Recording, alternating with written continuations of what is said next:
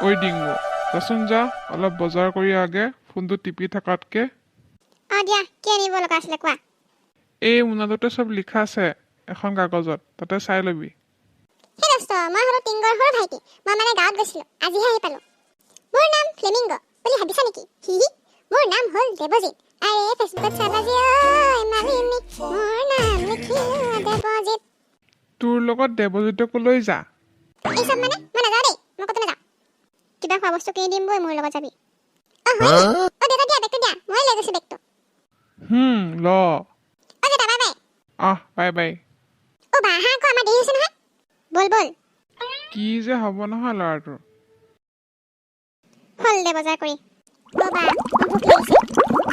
টকা অলপ বাচি গ'ল ৰ কিবা এটা খাওঁ বল বা ইয়াত আলুৰ পৰঠাৰ দাম 10 টকা আলুৰ পৰঠা 30 টকাৰ লগত নাপায় আজিকালি ইয়াত বৰ সস্তা চোন যাওঁ বল খাই আহোঁগে আংকুল দুটা আলু পৰঠা দিবচোন দিছোঁ ৰ'বা তোমালোকে বহা এইয়া লোৱা নাম নাম নাম নাম নাম নাম কি কাৰবাৰ ইয়াত আলু ক'ত আলু পৰঠাত আলুৰ নাম গোন্ধই নাই দেখোন এয়া আলু পৰঠা হ'বই নোৱাৰে আপুনি আমাক ঠগাইছে আলুৰ পৰঠাৰ নামত সাধাৰণ পৰঠা দিছে আমি আলুৰ পৰঠা খাব খুজিছিলোঁ মই তোমালোকক একো ঠগোৱা নাই আচলতে মোৰ নাম আলু পৰঠা মই ভাজোঁ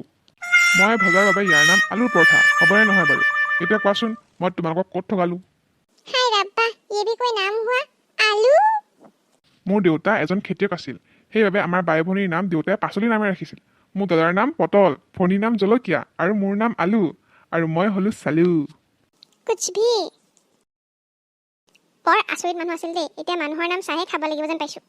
আলু সি মানুহটো চালু A few moments later. জুনবাইত Vikram লেণ্ডাৰে Pragyan ৰবাৰৰ সহায়ত পৰীক্ষা চলাইছে ময়ো যদি বিজ্ঞানী হ'ব পাৰিলোহেঁতেন ইছৰাম কি মজা হ'লহেঁতেন মই গোটেই বিচাৰি ফুৰিছোঁ আৰু তই ইয়াত কি কৰি ফুৰিছ জুনবাই চাই আছোঁ মা জুনবাই আকৌ দেখা নাছিলি নেকি দেখিছোঁ কিন্তু তাত চন্দ্ৰযানখন দেখা পাওঁ নেকি তাকে চাই আছোঁ কি পঢ়াৰ সময়ত মই এইবোৰ বাহানা ভাল নাপাওঁ দেই ভিতৰলৈ ইয়া পঢ়াই পঢ়াই পঢ়াই জলদি বাই বাই চন্দ্ৰমামা মই অলপমান দেৰিকৈ আহিম দেই নহ'লে মেম পিটিব আজি চায়েন্স পঢ়িম মই তেতিয়াহে মই ডাঙৰ বিজ্ঞানী বনিম The next morning. ঐ পিলিঙা গেন্ধেলা মই এটা কথা ভাবিছোঁ জানো কি কথা কচোন দেৱজিত টপ চিক্ৰেট কিন্তু কাকো নকবি আকৌ অ'কে নকওঁ দে কয় এতিয়া আমি ঘৰতে এখন চন্দ্ৰযান বনাম দে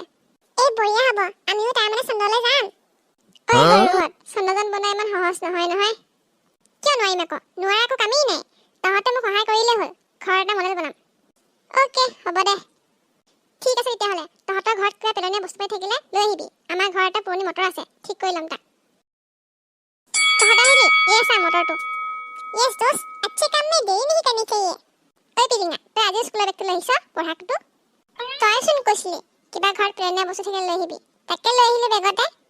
মই গমেই পোৱা নাছিলোঁ বাকী কথা বাদ দে যানখন আমি ইয়াৰ পৰা ৰিম'ট কণ্ট্ৰলেৰে নিয়ন্ত্ৰণ কৰিম দে ইজি হ'ব বঢ়িয়া হ'ব